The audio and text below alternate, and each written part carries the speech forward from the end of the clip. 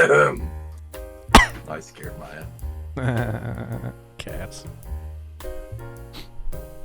I read this book called Lexicon. You guys ever heard of that? No. About like people that can harness the power of words to like control you. Just by like saying like bibbidi babbidi boop or whatever, and you'll do whatever they say. And the first question they ask to like find out what type of person you are, to find out how you control you, is, are you a dog or a cat person?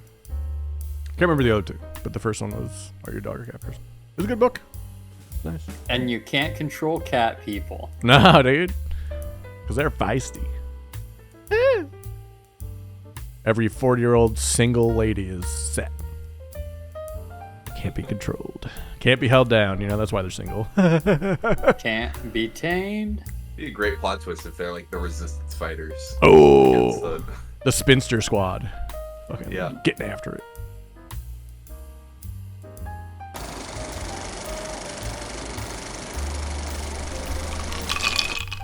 Hey everybody, welcome back to another episode of Rum and Cinema. Yeah, we're back post Oscars, which we will talk about.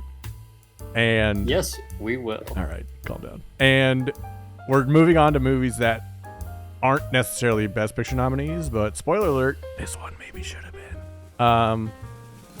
Today we're going to be talking about Better Man, the Robbie Williams biopic, where he's played by a CGI monkey. I know. That's what we thought. Yeah, exactly. Now available on demand. Whatever you're thinking. Yeah, whatever you're thinking, that's exactly what you thought. Go watch the trailer before you listen to this episode and tell me you thought it was going to be good when you watch that trailer. Because you don't. You don't. It's like the reverse Suicide Squad. You know, Suicide Squad trailer, you're like, this is going to be epic. It's going to be the best. And it was the worst thing I've ever seen. And this movie looked like it was going to be the worst thing I've ever seen. And it was incredible. But we'll get to that. Before we get to that, you can find us on youtube.com/@RumandCinema. Subscribe to keep up to date with our newest episodes as we release them. You can also follow us on Spotify, where we have videos up now, or anywhere you get your podcasts. Today I'm joined by my guests, as always, Nate and Jake. Nate, how you living, bud? I'm living great. I'm a little disappointed that you just out of nowhere started it. Couldn't interrupt you or anything. What happened? Oh, right. Is that the new strategy? Just surprise us with the start. Shock and awe. Yeah. That's all I know. Oh, good. Watch a good movie. Nice. For once. I feel good about this. Excited to be positive for once. Yeah, all I needed was a good movie. I feel like that's all I'm saying. Since Paprika, we haven't had a movie like this. Flow. I still have to watch that yet. Look, if Paul Atreides was played by a chimp, we might have something here. Might have helped. That voice you're hearing is Jake. Jake, hey, how are you? What's going on? I'm doing great. Nice. Got a good movie. First-time podcast listeners. Hey, there's more than that. You know, there's some. I'm on the tail end of a flash blizzard. Oh, fun. And then spring break next week. Hell yeah, dude. Let's go. We were talking before we think of. Go ahead. Blizzard. Flash blizzard. Spring break. Yeah, dude. Yeah, it was 50 degrees, and then it was a blizzard. Sure. And then it's back to 50. Sure. All makes sense. Yeah, it's gonna be like 70 next week, right? Crazy. I don't even keep up. I just sort of am surprised. I keep a lot of coats and jackets in my car. I'm prepared for all situations. You're ready. It's probably the way to live your life nowadays. I mean, honestly, prepared. Yeah. My wife's a bit of a prepper. She has like prepper tendencies. She doesn't like act on them a lot, but I think she's getting ready to. We're gonna have one of those like Costco buckets. How many cans buckets. of food do you have, dude? Oh wait, you're gonna get you don't have the Costco bucket yet. I thought about a good YouTube bit if we did that, and then we just lived off that for a year. Maybe that's what we should do for the Oscars next year. Is you have to go a year. If you lose, you have to go a year on the Costco bucket food, and that's it. Do they make them in vegan? I don't think so, but that's a good question. So don't lose. Yeah, Nate can't lose. I don't agree either way. Like, why not? Costco food is good. Unless I'm completely like confident. a week. Okay, I'll do a week. Yeah, on I'm not gonna do a year eating a Costco. Would you do a week? Honestly, I would do a week for sure. We might have it. We might have it. If I can find a week version of it. All right. I'll buy one and let you pilfer it. Yeah, they don't sell the week version is you just live off of chicken bakes. 3 bams for this We're chicken Costco bake. guys. Everything I've ever seen about them has been other people showing me them, and I'm always like, why are you showing me this? I don't. This is who saw of my friends out there who are not listening to this. Who amongst you saw Costco guys and thought, you know, who'd like to see this? Ben. Ben would really get a hoot out of this.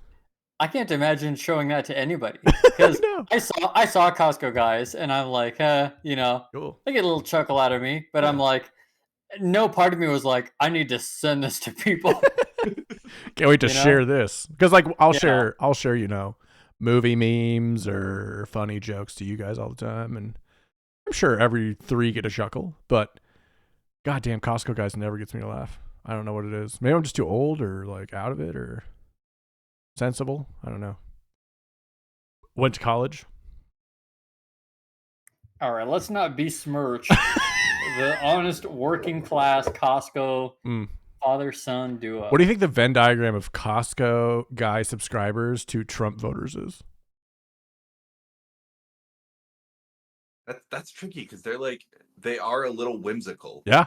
Like even though they're they're in Trump country. They're like trailer Willy Wonka kind of. Yeah, like people in Trump country, they're from Trump country, but people who see them are like, well, I don't even want to say what they monitor themselves. My first thought goes. Yeah, we're recording, Nate. Save that for off the air. And we got our first TikTok of the year. This will go great on X. We all know exactly what they mutter to themselves. I don't have to say it. Something about. Goddamn. I turn away from the mic to sneeze. I didn't. I muted the first time, but I forgot the second time. I hate sneezing so much. You didn't mute either time. I did. Yeah, see, I muted. Nope. Oh no! It only mutes OBS. Okay. I have a mute button, but it's only for OBS. Yeah, from our perspective. It will be muted. Yeah. Okay. But not the second. The second I'm sneeze. muted right now. We're gonna look like fools. Yeah, the second sneeze is in there. So confident. Don't worry. I was like, I'm muted now. Yeah, see, I told you. I definitely hit the mute button. Yeah, it's only OBS that mutes. You guys get whatever I cough or sneeze or anything like that. Get over it. Hey, what's green and flies backwards?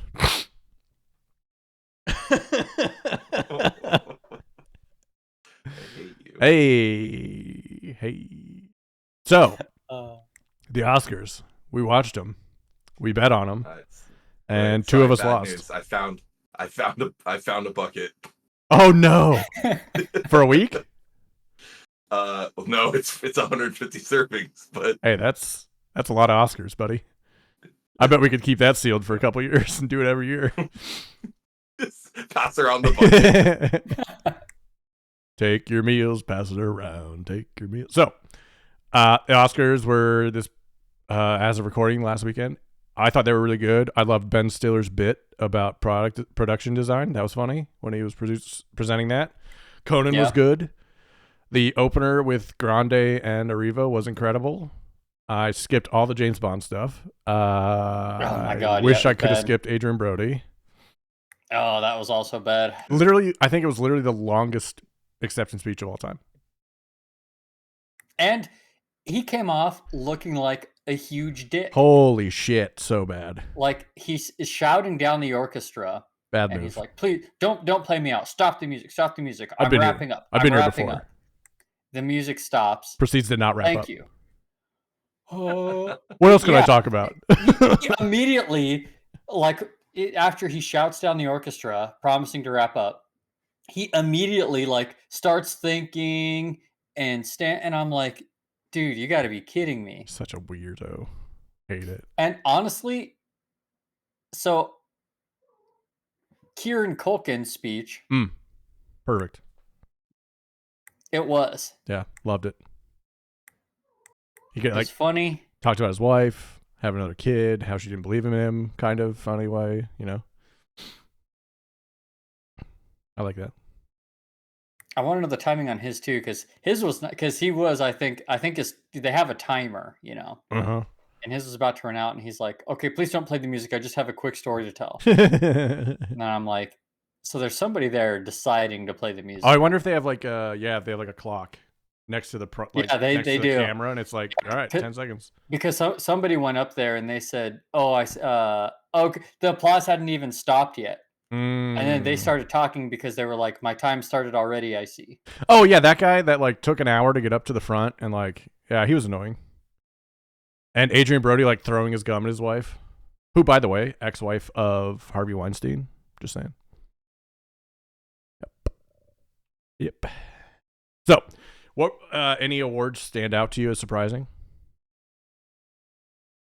Animated feature.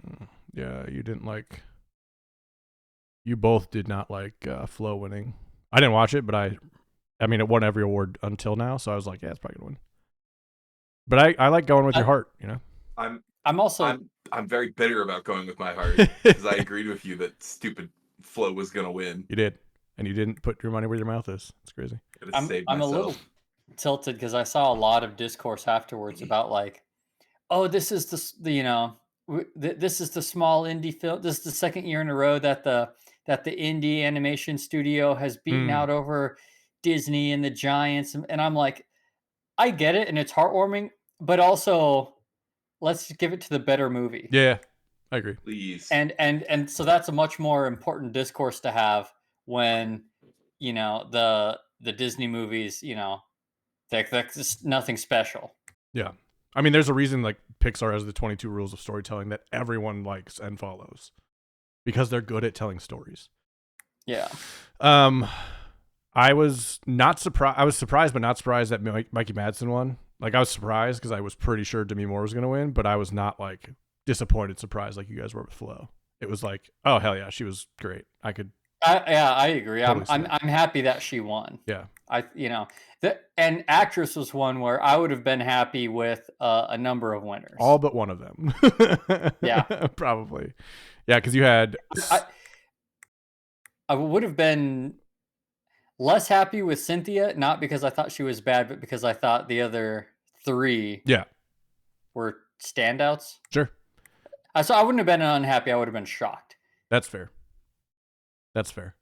Yeah, Mikey Madsen was really good. Demi Moore was really good. Fernanda Torres was both really good, from what you said. Carla Sofia Gascon. I mean, okay. And Cynthia Erivo, yeah, she crushed it.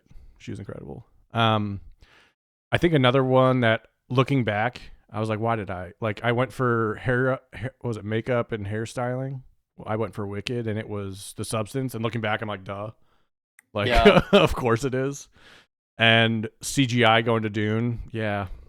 I guess that makes sense. That's fine. That was another one that my research paid off because they Dune won the same award. Oh, interesting. And no Apes movie has ever won that award. Really? That's shocking.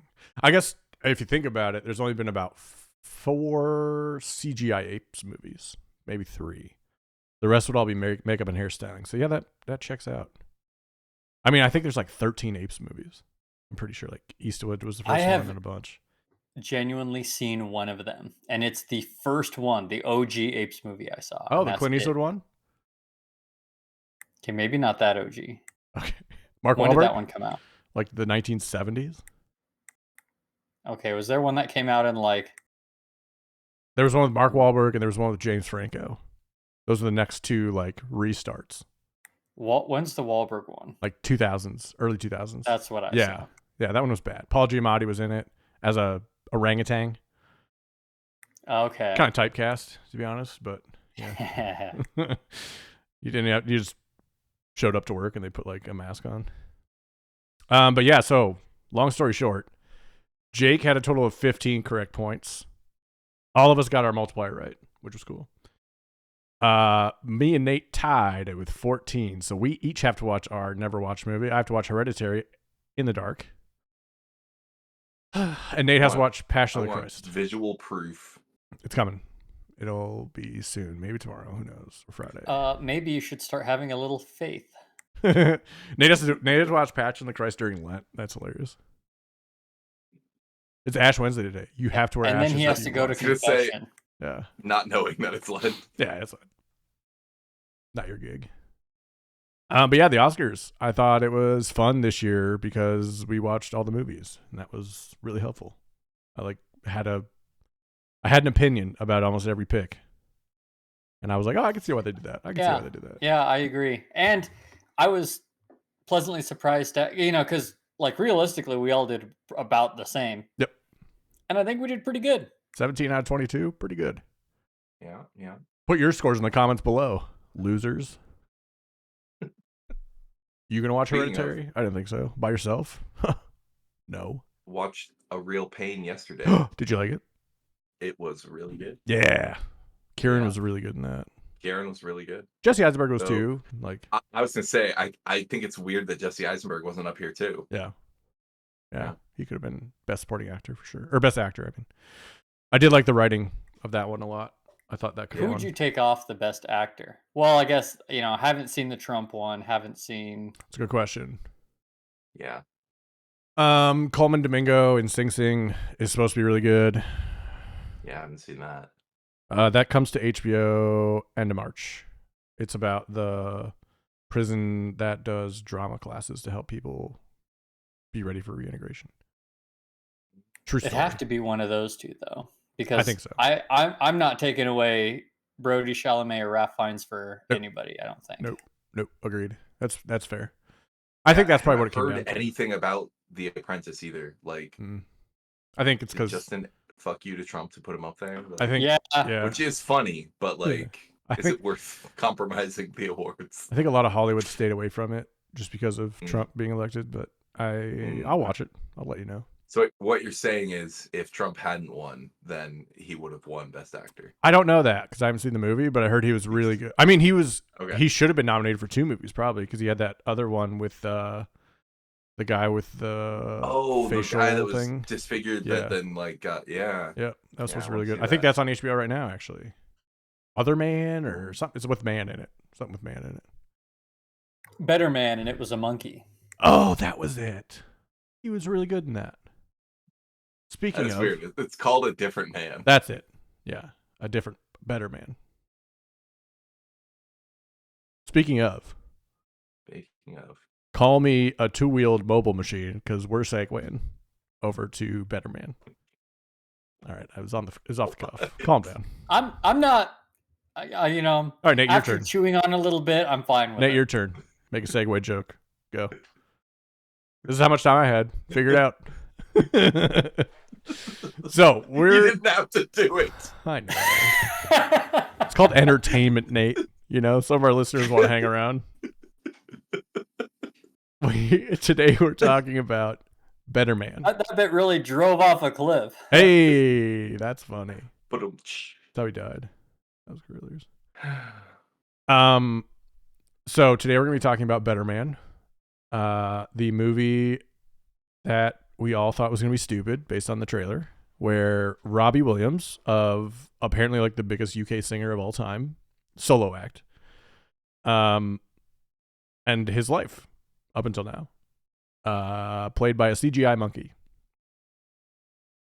So, written by a couple people, including Simon Gleason. This is their first feature writing credit. The director also did The Greatest Showman, a couple music videos, and that's about it. Wow. Michael Gracie. This movie, I thought, was unbelievable, and I put it as probably the second best musical biopic I've ever seen, behind Rocket Man, and just barely. I didn't know any of the songs going in, so that didn't help inflate my thoughts of it like it did with The Complete Unknown, where it was like, ooh, this is a good song. I can get it down with this. It was like, had no help from that. The trailer looked terrible, had no help from that. He's played by a monkey, which honestly worked really well after about 10 minutes, and you forgot about it, and you're like, more sympathetic because he's a monkey, maybe? We'll talk about that in a little bit. And I thought the way that they shot the movie was incredible. Like the montages that they did while the songs were playing that like showed a story of the two people, like the dance scene specifically. I'm thinking of like him and his girlfriend, who eventually ended up with the guy from Oasis. one of the Gallaghers. I don't remember. Liam, maybe. They were dancing on the boat, and then like you saw like their whole lives together through that song and dance, and they ended right back where they started basically. But then they like switched to further ahead in time, and I really like the way that they like did that. They like skipped moments in time in a smart place, and they filled you in with enough context in a artsy yet fun enough way to make it interesting, and you didn't notice the time jump in a negative way, which I liked. So that's really what stood out to me from Better Man. Jake, what'd you think? Yeah, same thing. I when we chose this, we kind of chose this movie via roulette last time. I kind of rolled my eyes because I was like, in my mind, I was like, any movie but that one, and it landed on it, and I'm like, oh great, because I thought it'd be stupid, Yeah. Rightfully so. Biopic about this guy that I'd never heard of, which I want to touch on that for a second too. He's huge. Yeah. That was all we were left with. How did we never hear about this guy? Yeah. Yeah, I guess he just never made it big in the US. Or we never heard it. He was probably like charted on VH1 or something at some point. Yeah, I don't know what it is, but yeah, it's wild. He's the best-selling solo act in UK history, which includes by like a huge margin. Elton John, just as like context. Yeah. Yeah. And ticket sales, awards, he's number one in all of those, and it's not even close. And so I was not thinking I was going to enjoy this movie, and it's one of my favorite movies I've seen from this year, and I saw all the Oscar nominees. So, yeah. Yeah. And brutal. Also, very emotionally powerful movie. Yeah. I don't think I've teared up at a movie this much since The Wild Robot. Mm-hmm. Agreed. And so, yeah, it was phenomenal. It was awesome. Nate, what'd you think? Yeah, pretty much the same. I was dismissive. The exact same story. When it landed on roulette, I told Taylor, I was like, this is the only movie I didn't want to watch of the three, and very glad. I think it was definitely the best choice.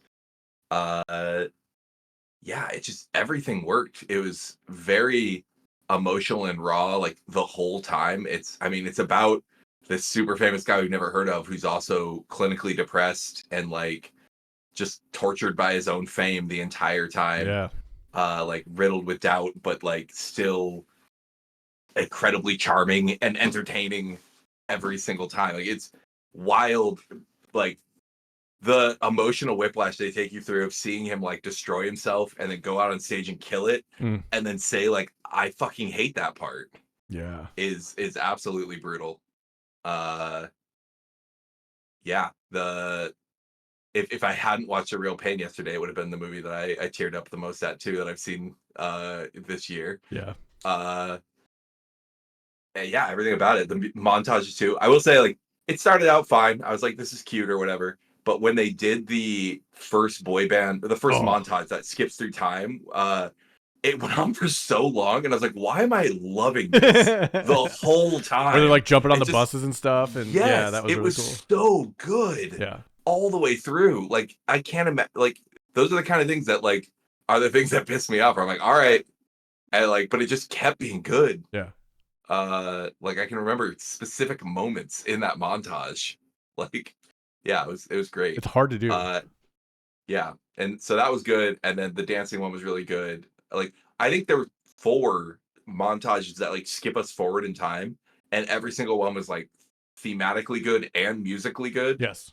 It was really cool. Yeah. That helped a lot that the music was really good. I know it's like people have found it popular for years and like we're late to this, but not knowing of any of it going in helped. They have a very deep, very popular, very expansive discography to pull from. Yeah. So yeah. And yeah, they were kind of like selective. Like it wasn't like songs all the time. So like they just picked like what really worked. Yes. Because I was thinking that too. I'm like, it's a biopic musical, and it certainly had, more music in it that like if you compare it to A Complete Unknown, it had like songs, but it was never like a musical number, right? Right. This one, it did have musical numbers, but it wasn't when you tell somebody it's a musical, you expect a lot more musical numbers than this had. Yeah. But also, it only takes, I would say, 2 musical numbers. If you have 2 musical numbers, you're a musical. Yeah. Right. Yeah. If you're part of the story That's it, twice, like, for sure. Most musicals like carry every emotional moment with a big song. Yeah. And they both didn't do that, but also did it in a good way when they did do it. Yes. Yeah. Like there were emotional moments where he didn't sing. Yep. And that's kind of surprising for a musical, but it was really good. I was half expecting, like, if this is a bad musical, you would have seen like the monkey do a line of cocaine and then come up just being like, I blew it all away, like drifting off into this like stupor. But yeah, and I think it also helps that it felt so raw and real, because it is, like, it's all stones unturned, which is also what I liked about Rocket Man. It was a very true and like open, honest conversation about who they were as a person, or are as a person. I guess. Were then, are now. And I thought that was really good too. I really like that. And like the kid monkey just pulled at my heartstrings. Like I wanted that kid to have so much fun licking his salt and vinegar chips and hanging with his nan. That was awesome. Yeah, they did a really good job, because for most of the movie, he's fucking up, right? And they, for someone who's makes so many mistakes, you really root for him so hard. So it hits you so hard. It's so painful to watch him mess things up, because you're just rooting for him. Like from minute 1 of the movie, you're on the side of this, chimp. Yeah. I kind of wonder if not knowing who he was, well, 2 things. One, not knowing who he was for us, because you're just like on his side, because he just like hates himself, and I didn't have any picture of him in my head, so it's very sympathetic, even though if he was like some rock god, you'd be like rolling your eyes a little bit more.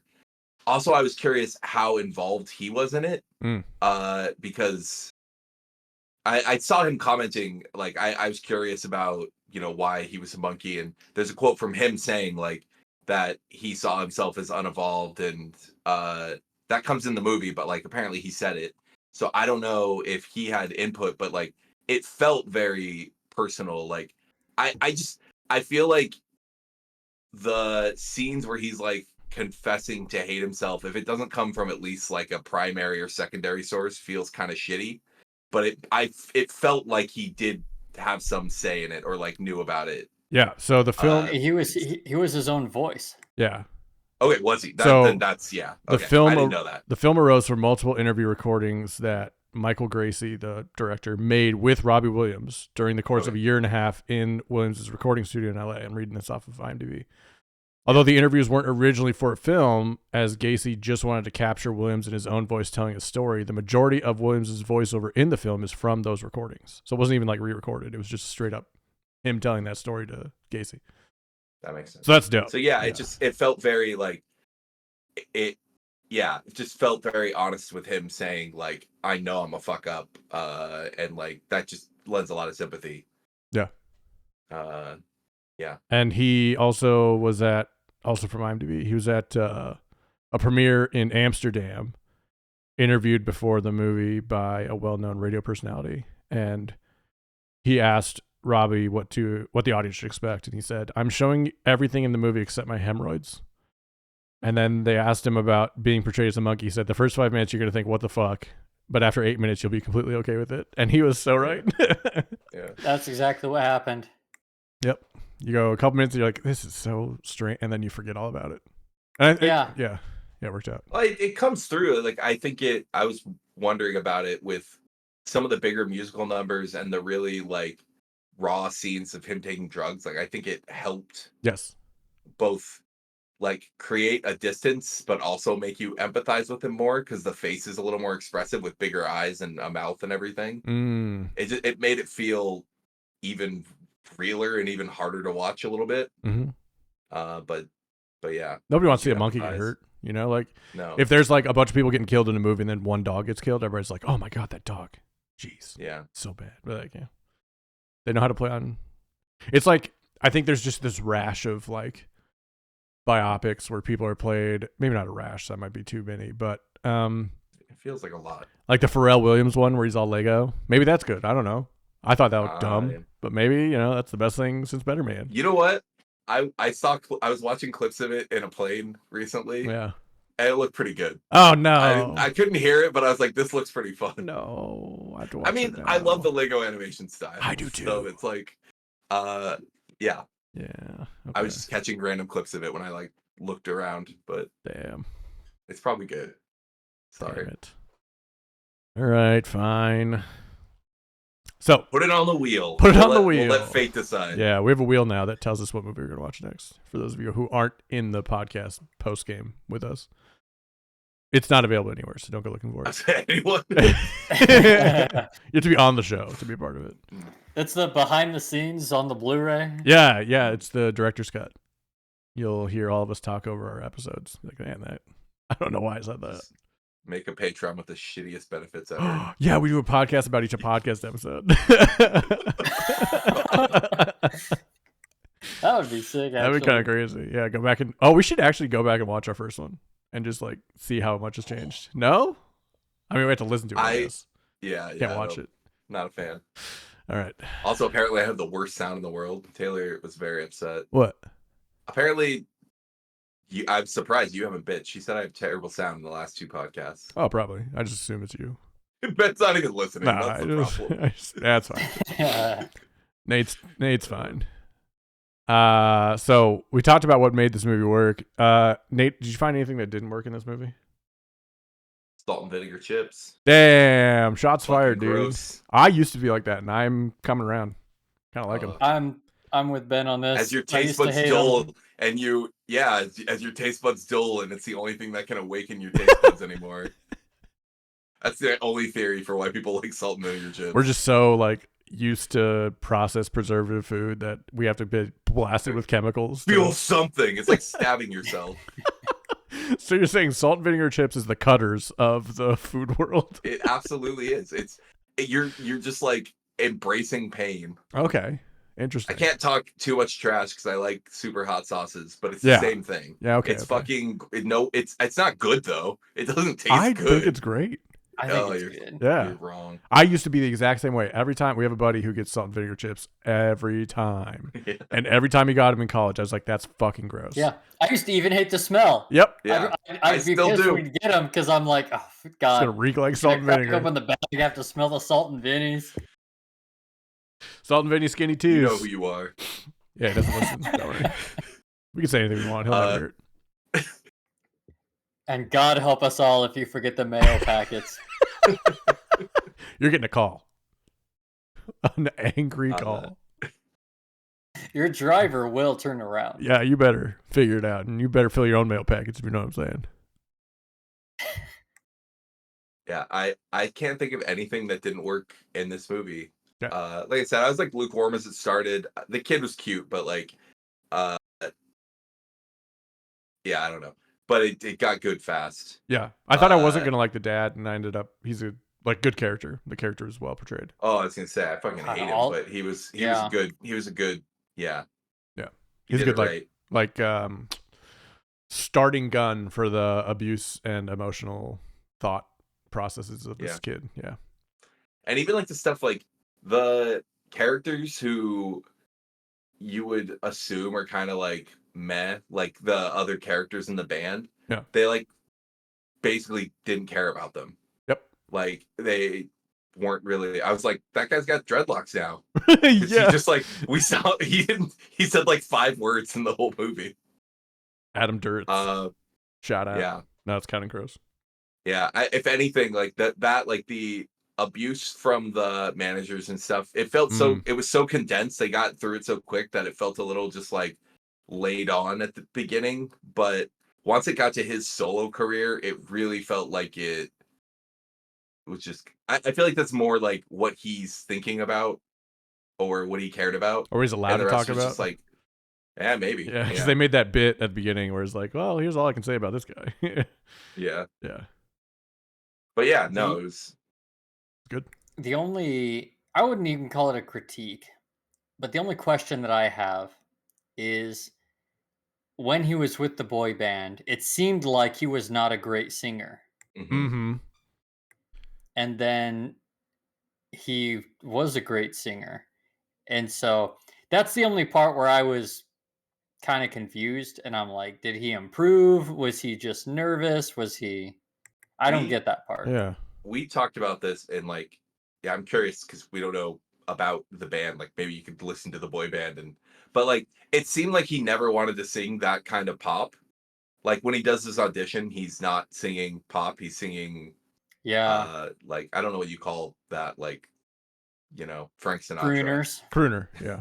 Yeah. So that seems like what he wanted to sing, and like his songs were a little poppier, like his solo career, but they were still like it was kind of a blend of those. It wasn't like boy band pop. So that was my theory, though. Even though when I said that, Taylor was like, "Yeah, but when he sang in the recording booth, they were making fun of him. Like he wasn't that bad." Yeah.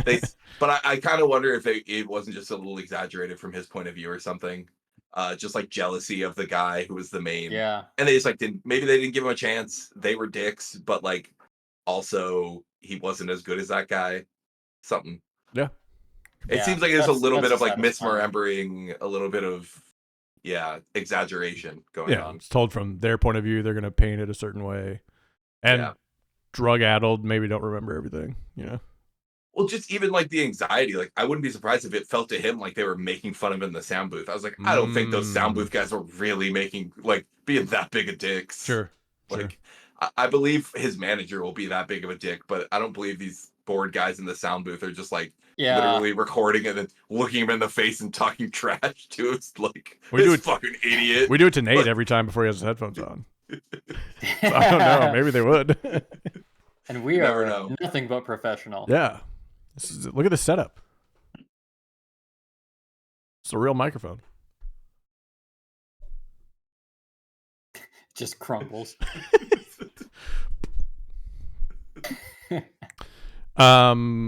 Who made this movie work for you? I want to shout out the actor who I think was in the suit the whole time for the monkey. If IMDb is correct, Jono Davies played Robbie Williams, aka the monkey. Crushed it. I thought he was really good. Yes. He did really, really good in that. Yeah. So I appreciate what he did. He also does voices in Horizon Forbidden West, the video game. And then a bunch of other stuff I've never heard of. Yeah. But I thought he was really good, so I want to shout him out. Yeah. I mean, it mostly felt like a one-man show to me. Like, obviously, you said the dad. The dad's the other big character. Like, he's the supporting actor, I guess. Steve Pemberton, who was on Taskmaster like 2 ago. That's the whole time we're like, where do we know this fucking guy from? I had to pause the movie and I was like, I gotta see. And I looked at his IMDb, it wasn't on there, and I was like, oh, Taskmaster. That's hilarious. Yeah. That's it. Yeah, he was really good on Taskmaster. Yeah. But yeah, he did. Taskmaster rewatch imminent. Dude, that should be our podcast about a podcast. We should watch Taskmaster and do little catch you up. We should watch a Taskmaster podcast. Let's watch Taskmaster and then have a Taskmaster podcast on the background and then do a podcast about that experience. Or a podcast talking about what we should podcast about. Ooh, a podcast about podcast ideas? How meta. This episode is called Finance. What about like dollars? Can we just talk about dollars for an hour or buckaroos? How many different names for money can you think of right now in 10 seconds? I'll just count. Do it out loud. I mean, it's an audio medium. I know, all our eyes just looked up. Really plugging that video montage. Go check it out on Spotify if you want to see us look like idiots for 2 minutes. I feel like 2 minutes is 8 seconds. So yeah, Steve Pemberton, Jono Davies did really well. Anybody else stand out? I mean, I think the whole movie was good, but you're right. It's like there was no one thing that made it special. It was just all really good. It's a biopic about, the titular. Well, I guess he's not the titular character, but I guess he is. Kind of, yeah. But it's very strongly focused around one person. Yeah. I do think it's really nice how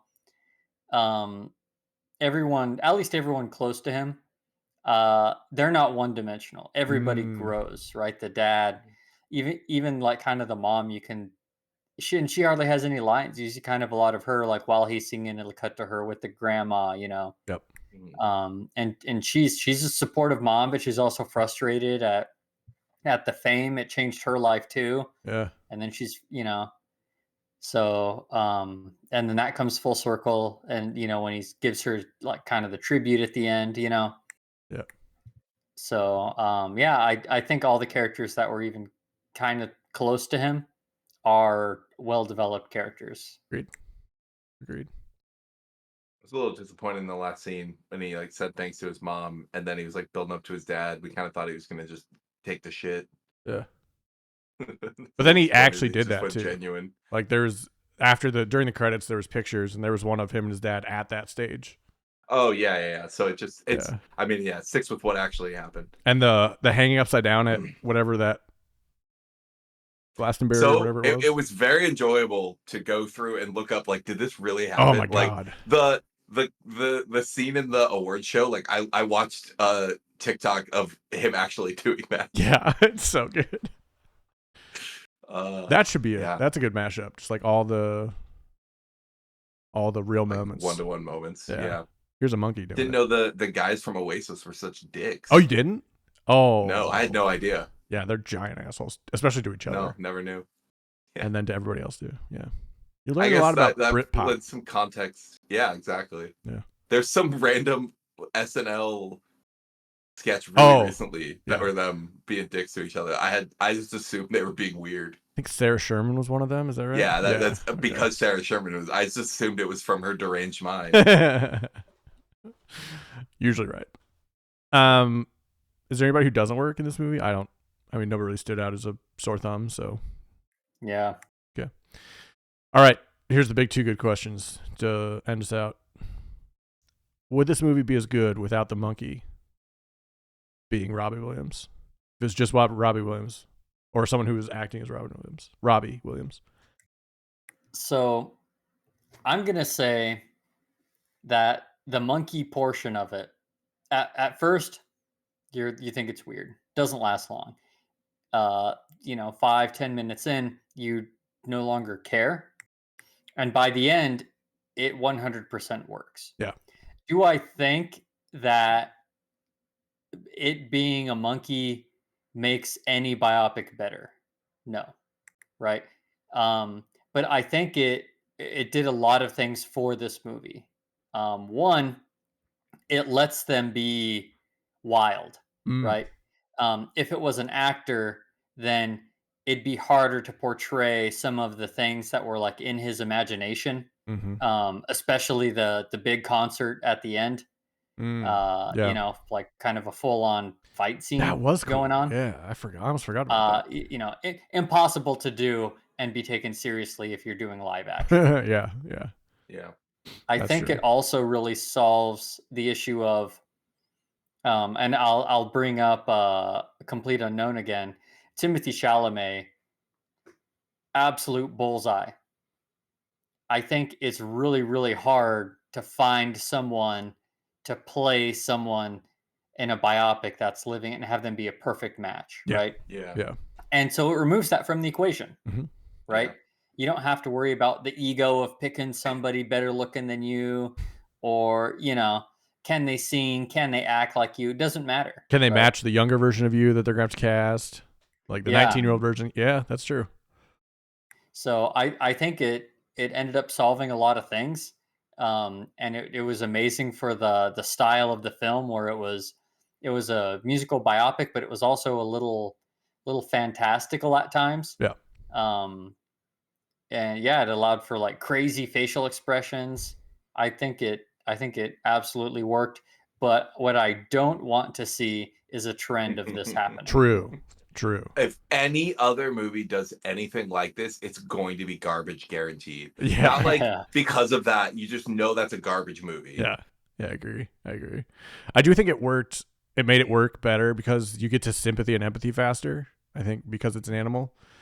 And I do think that the CGI scenes don't stand out as much. Like when they do the bus dancing, it's like almost all CGI. but it doesn't stand out as much because the lead character is CGI, and you've been watching that happen the whole time. And the CGI is really well done. It was nominated for an Oscar for a reason.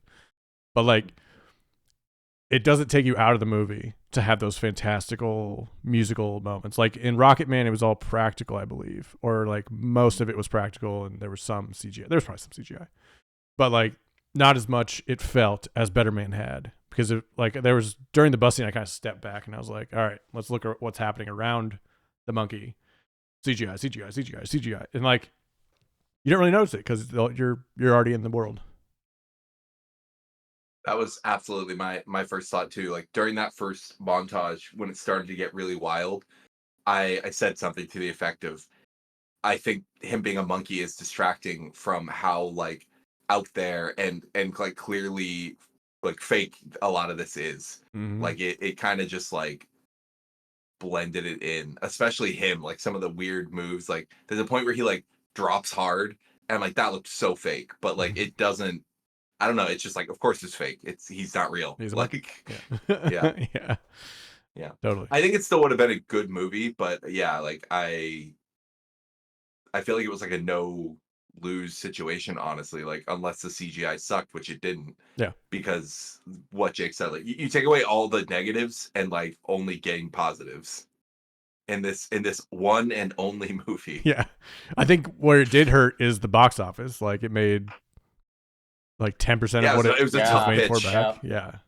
I'm curious a little bit though. Like, I'm curious how many other Americans also haven't, like, how big of a British pop or like just music file do you have to be really aware of Robbie Williams? Like, just name recognition. I think he just didn't make it big in the US, and Sure. that's gotta hurt the box office. Well, I don't know how Never many heard of the guy. I don't know how many screens it was on, but on December 29th it opened in US and Canada that weekend. It made $18,000. Yikes. That's so much lower than I would have guessed. Gross US and Canada just under 2 million. Gross worldwide just over 20 million. Budget was 110. So yeah, it did. I bet a lot of that was the UK. Yeah. I don't know if they break that down, but then I mean I don't pay for IMDb, so no, they don't. But I do think this will do very well on the streaming market when it hits streaming and the rental market, because I think people like us will see it. Yeah, exactly. Yeah. Like not this podcast, obviously, but other people will see it and we have reach. Talk about it. Taylor Tomlinson has been talking about it on After Midnight or At Midnight, whatever it's called. And she had Robbie Williams on for like 5 seconds. That was pretty funny. Nice. All right, final question. What animal would you want to play you in a biopic of your life? Has to be a cat. Damn, so true though. That'd be good. I thought giraffe would be funny just because I'm a tall guy, but I don't think that's accurate.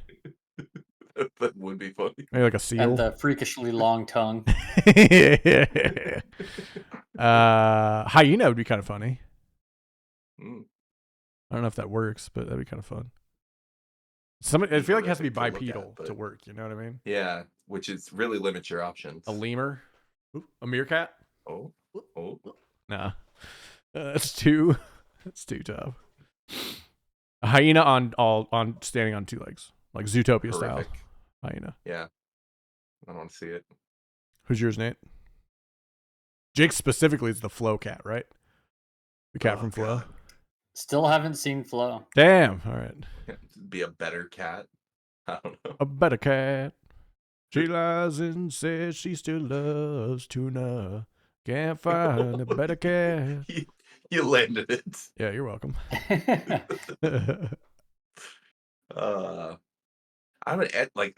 don't have an impression of myself of a particular animally way. I mean, I feel like rhino or ram makes sense.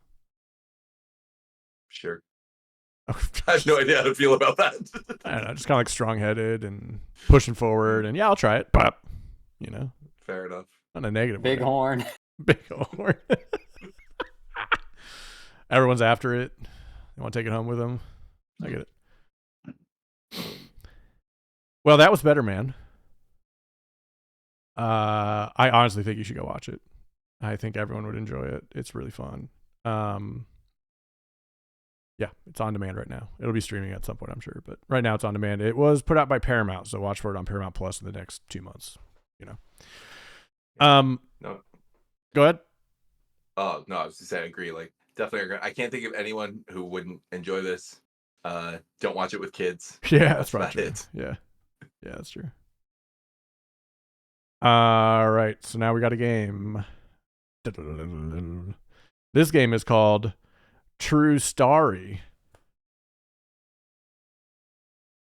I'm going to give you a movie review of a movie that I've chosen, but you're going to tell me how many stars 1 through 5 that review should be. So I'm going to have to quickly find one that kind of works and read it and hope that you can guess the movie. I've picked 5 for each of you. Wait, are we guessing the movie or how many stars? You're going to tell me how many stars you want the review to be, and I'll find a review for that movie around that range, like within 1. Out of 5. I know, Nate, calm down. There's not that many good reviews, all right? And you have to tell me what the movie is based on that review. Okay. I have 5 for each of you. Start from number 1. Nate, do you want to go first or second? First. Okay. Give me a star number. Give me a 1-star review. 1-star review. This is going to be hard. Okay. It's 2-star, but it's good enough. Yo, Jess, you gotta get the fucking best doctors in the city. Tell him to get to the blank right fucking now. And if he doesn't fucking pull through and we gotta get a funeral going, dust off my rap costume because it's time for a fucking L to the OG reprise. What? That was not helpful, was it? What the fuck? I'll keep looking while you're thinking. Oh, take a shot every time. No, I'm trying to think. Take a shot every time you fall asleep is another one. Yo, Jess. Boring Oscar bait that I couldn't even see most of because the lighting was so bleak, but the part where the one guy said "Among Us" was pretty funny.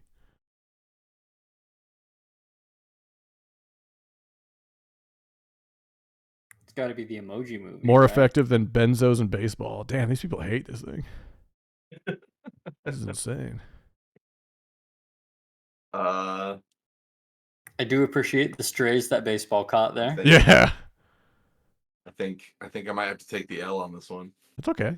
I'll give you one more. Another very meaningful tableau of American history from Hollywood. It's conventional. You got your court scenes. You got the focus of the high values of the Constitution and democracy. You get the touch of historical moment. You got the reference on today's politics. You got John Williams' pomp and splendor score. You got a portion of the Spielberg schmaltz. The movie doesn't dare mess with blank's image of the perfect blank just for 1 second. So it's American history. I feel like an idiot, I assume. No, these are hard. This game might not come back. I got nothing. It is Lincoln. The movie Lincoln. Log revival. Log. L to the OG. Yeah, no, I got the Lincoln log, but I was trying to. I don't know. That was wild. A rough one to start with. I'm sorry. Usually I pick the reviews, so it's easier to like find one you guys might be able to get. Don't apologize. That's one we're just reading. Okay. All right, Jake. Give me a star. 3. That's a great choice. There's probably more for that than in the last one. All right, pulling it up right now. Stop finding low reviews for Lincoln. I assume. It's hilarious. Well, here's what you do. If you want to play this game at home, you go to Letterboxd, you sort by review activity, because that's where like people are liking it or whatever, and then you go to rating and you go like, blam, here's my range. Let's go. Okay, first one. I'm gonna start giving you the actors' names. I don't think it would have helped you, Nate. Like Daniel Day-Lewis wouldn't have helped you in that, would it? Oh, damn. Okay. All right. That would help me. I won't for Nate. Okay. 3.5 stars. It's the only movie I know it from. Okay, I'll start adding those in. 3.5 stars. Watching this is the same experience as when I stayed in a frat house for Dillo Day in 2012. That's the first one. A harsh 3-star review. Yeah.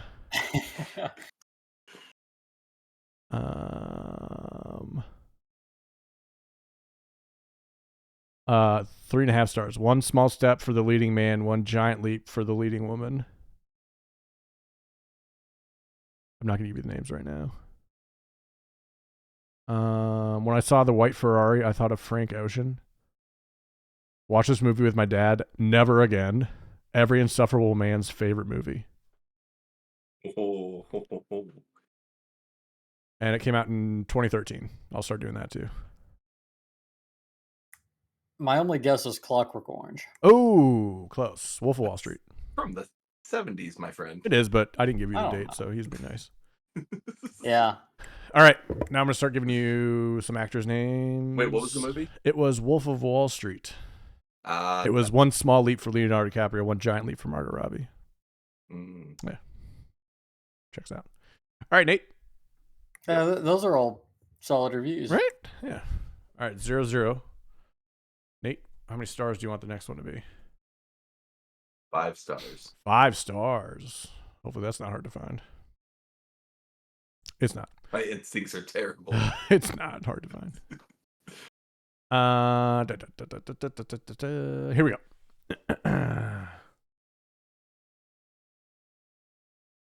Okay. Me. I should get some sleep. I have a lot to do in the morning. My brain. Hey, remember when Eduardo's shares were diluted down to 0.03%? Oh, no, I know this. Yeah. All right, go for it. I'll give you a couple more. I'm just trying to make sure I remember the name of it. It's called The Social Network. Yeah, nailed it. Nice job. Yeah. That Nate? was a very specific and helpful review. Yeah, that was dead on. Nate 1, Jake 0. Jake, how many stars is this review going to be? Give me a 5-star. 5 stars. You know, we're feeling. I didn't figured, realize like- that the stars were going to be. Oh, I how figured many at 1 and stars out of 5 are like the. people who really like or really hate the movie. You know, they're going to go into details. You're right. You guys are starting to figure out the game, aren't you? All right, 5 stars. Is that what you said, Jake? Yeah. Okay. 4.5. Bohemian Rhapsody found dead.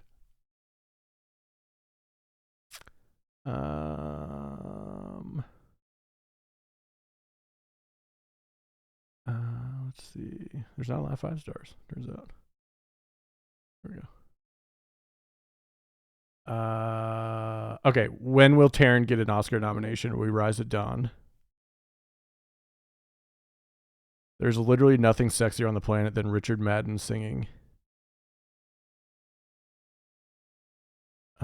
Bohemian Rhapsody can suck it.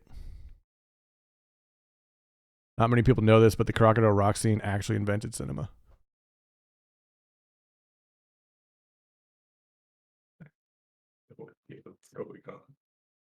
What's the year on this? The year is 2019. I'll give you another hint. I mentioned it during this episode. Okay. It's Rocket Man. Yeah, nice job. Rocket Man was sort of I was thinking it was the Queen biopic, and then I'm like, no, because you said Bohemian Rhapsody. This guy. So I'm like, maybe that was a flub, and then you said it again, and I'm Yeah. like, he wouldn't flub twice. The big issue was the year before, Rami Malek won Best Actor for Bohemian Rhapsody, his portrayal of Freddie Mercury, but he didn't sing. And a lot of people thought Taron Egerton's was better, and he sang and should have won. Yeah. I don't know who won that year. I can look it up while we're doing other stuff, but Yeah, I was trying to remember who. I was like, I know I can picture Taron Egerton's face yeah, but I haven't seen Rocket Man, so With the it didn't big- immediately come. the big glasses. Yeah. Yeah. So the 2020 Best Oscar Actor, Joaquin Phoenix won for Joker. Nominations were Antonio Banderas, Leo DiCaprio, Adam Driver, Jonathan Pryce, Tom Hanks, Anthony Hopkins, Al Pacino, Joe Pesci. All right, Nate. It's tied 1-1. How many stars? 1 star. Woo. Living on the Edge. Living on the edge. Only in Hollywood do people think they're supposed to win prestigious awards for nifty Halloween costumes. Fucking brutal. Yeah. A lot of these aren't in English. Okay. Hollywood on autopilot. There's no point, literally none, nothing to glean. This person is not a person in this. He's an impression of an impression, the idea of an idea, the mythology of mythology.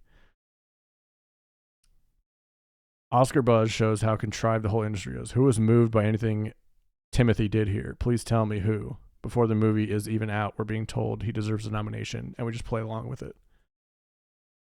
We watched it. It's from this year or last year. Well, yeah, I mean, it's clearly down to like the Halloween costumes.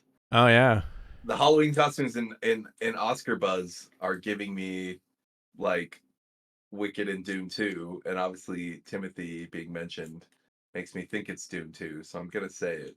You're saying Doom 2. But yeah, but okay. I'm gonna be pissed if someone threw me off with Halloween costumes. Well, you're right about it being Timothée Chalamet, but it's his other movie, A Complete Unknown.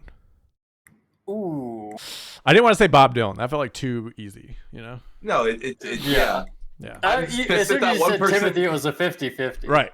Yeah, it was. Nate just picked the wrong 50. I felt like the fucking Halloween costumes. What the fuck are they talking about? I think he's just saying that like they're saying that all they did was just put on a Bob Dylan costume, which I mean it's a one-star. They didn't they get a nomination for costumes? They did. They did. Yeah. They sure did. Wow. Fair. Fuck that reviewer. Actually. 1-1. Jake. I wanna try Middle of the Roader again. 3-ber. Ryan Gosling singing Ain't No Mountain High Enough greater than the entirety of La La Land. It's gotta be Barbie. Is that your guess? Do you want me to read some more? I'll guess that. Okay. It is Remember the Titans. What? Yeah, he's in Remember the Titans. Always forget he's in Remember the Titans. These were the next two clues I was going to read. I already forgot them was the next one. Oh. And then All I Want in Life is for Denzel to look at me and nod approvingly.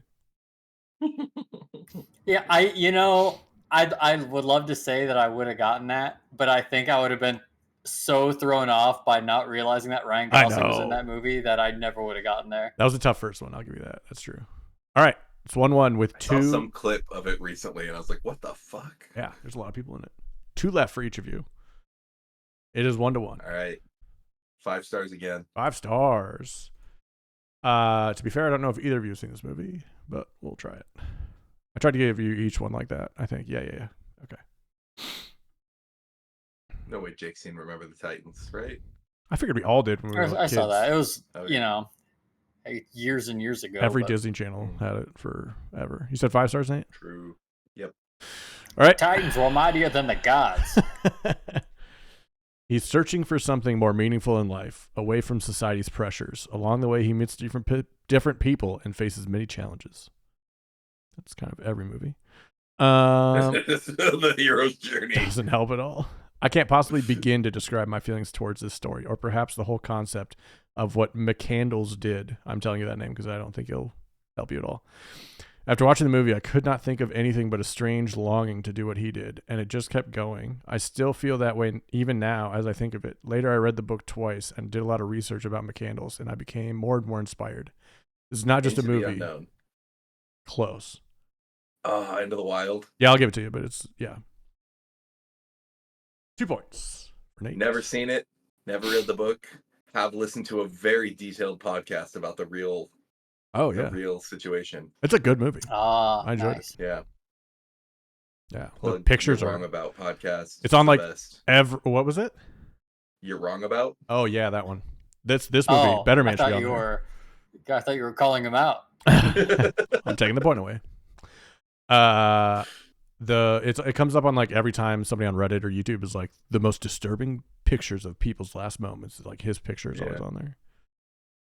All right, 2-1. I agree. That was the one I thought Nate wouldn't know. So Jake, here's the one I think you wouldn't know. How many stars do you want? To be fair, you were right. 5 stars? All right, cool. This is one of my favorite movies when I was a kid. I think I watched it like 15 times. It's not one I've ever talked to you guys about though. Like this one's trivia comedy is whatever pops into Ben's mind. 5 stars. Here we go.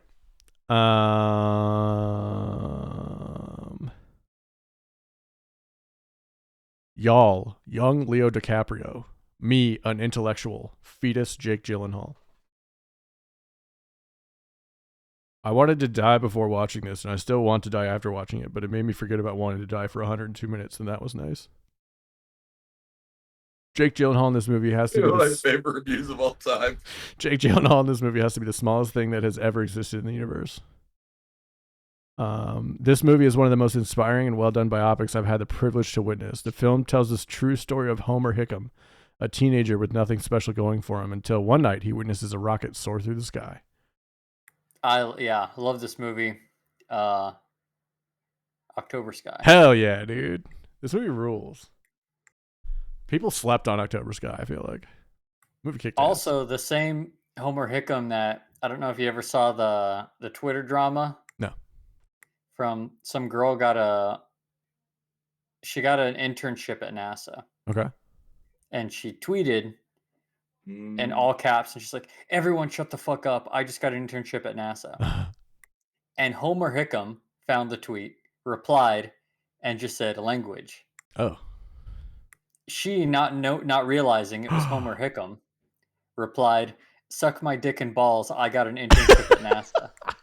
And Homer Hickam replies, "And I am on the Space Council that oversees NASA."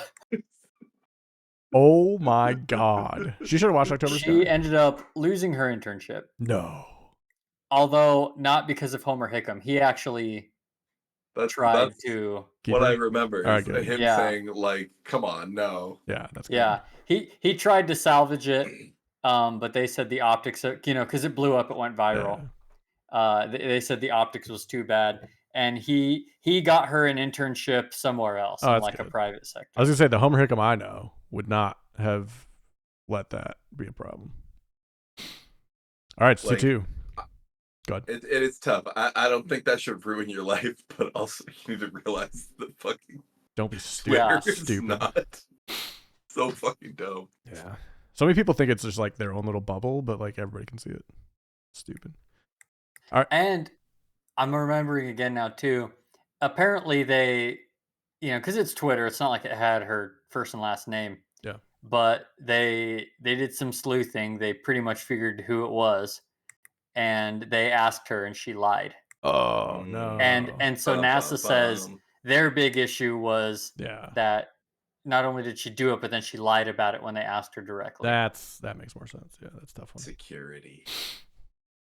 That's rough. All right, Nate. Tied. 2-2. Last round. Give me a star. 1 star. I want it to be a challenge. All right, 1 star. Not a single 1 star yet. Number 1, editor and camera guy deserve jail time.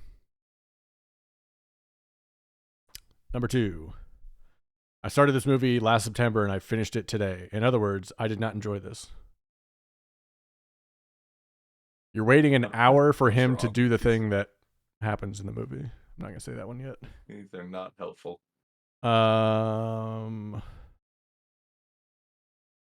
Definitely the longest 94-minute film I've ever watched. Came out in 2010. Boring and god-awful camera work and editing. But James Franco is in pain is a treat. 2010. That's... It's not old enough for The Room.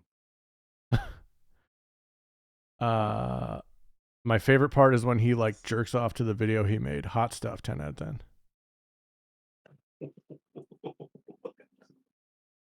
A lot of people talking about James Franco. I don't demand more.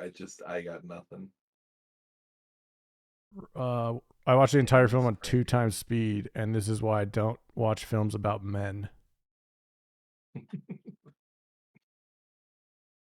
The name of the movie is an amount of time. Oh. I think you're self-conscious, Ben. You're just giving too much information.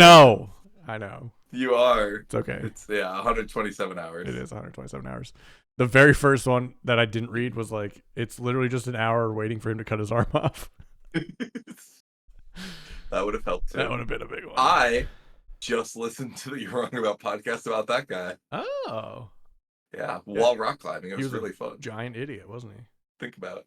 He was kind of a dick. Yeah. He like didn't tell anybody where he's going. He like the beginning the wrong story is things. about how he almost got like a bunch of his friends killed because they were skiing and they were all about to like drop into this giant bowl and they were all like, this is a bad idea. And he was like, oh, bye, and just went. And then an avalanche happened. Oh yeah. And one of his friends got trapped in the avalanche and almost died. Jesus Christ. And then he was like, yeah, you missed every shot you don't take. Jesus Christ. And just went, just like, he's fucking crazy. Yeah, what an asshole. They were like, literally, like, she interviews this person, like this wildlife expert, whenever she does a story about these kind of things. And the lady was like, I always try to like, understand their perspective and be like, they're actually more prepared than you think, but like not this guy. Like he's kind of fucking reckless and a dick. Hilarious. I love that. Yeah. He just showed up with his Costco bucket and called it a day. You're doing fine. All right, Jake. You need this one to tie, and I have a tiebreaker ready. Yeah, just wait. Yeah, I'll give you what the movie is. I'm gonna give you the answer. Give me a 5-star. 5-star. It's from 2023. I'm giving you one clue. Watching this just after I watched Barbie. Call me Atomic Blonde. Oh god. Nice. Oppenheimer. Nice job. All right. Okay, tiebreaker. I'm picking the movie and the stars. Maybe. Let's see. And the personal details.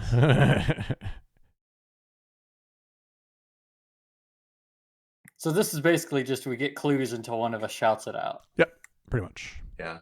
Yeah, it works in that regard. Yeah, this is going to be okay. I'm trying to find like the funniest one I can think of, and I think I got it now.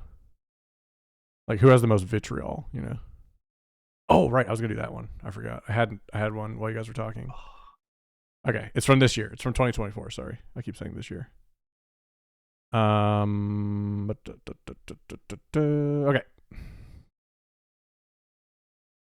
4.5 stars. 3.5 stars, sorry. The main character skips leg day. 5 stars. The danger of a little crush. 4.5 stars. Nightgown button to the top.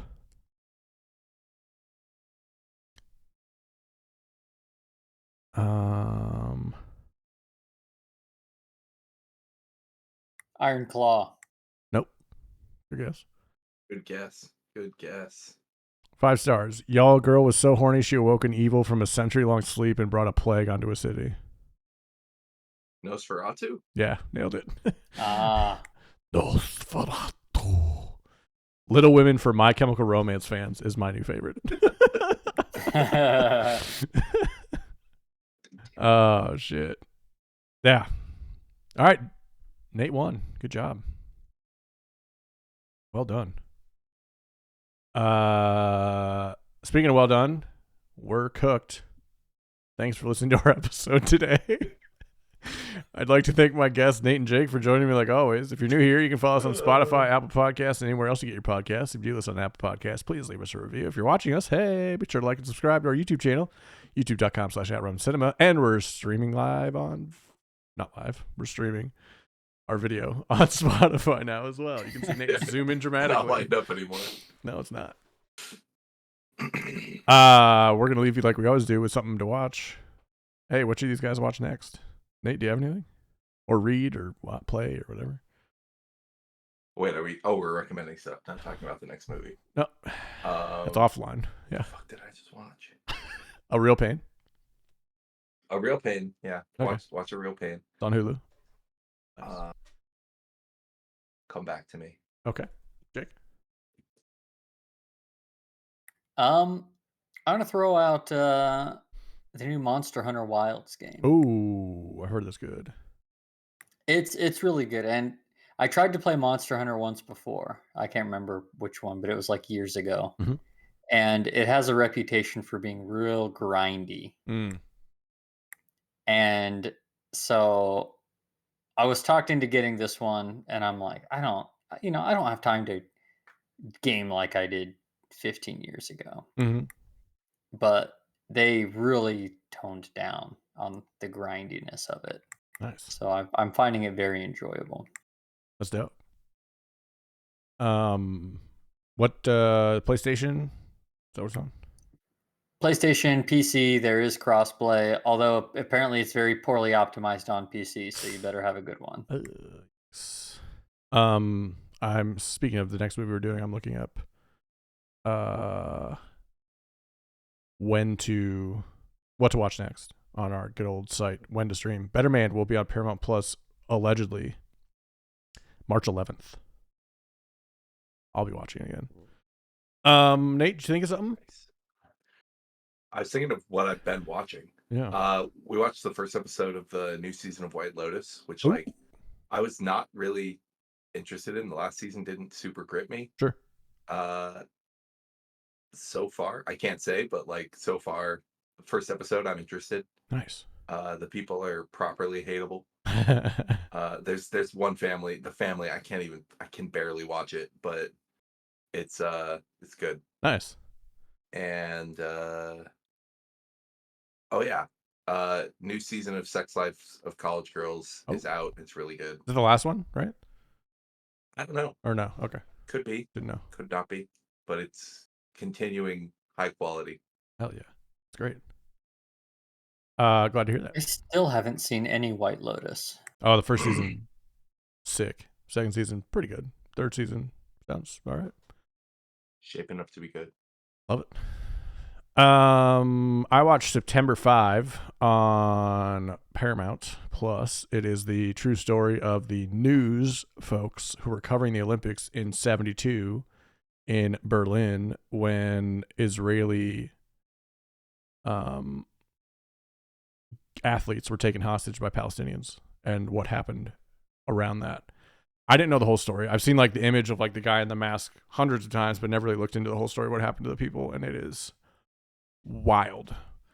It's basically like there's bits of it that are like true time as far as like time happening in real time, but really good, really solid, under 2 hours. Loved it. Go watch it. It's number 5. It was good. Speaking of good, this has been good. Thanks everybody. Appreciate you for listening. Appreciate you for being here. Enjoy your rum. Enjoy your cinema. We'll see you next time.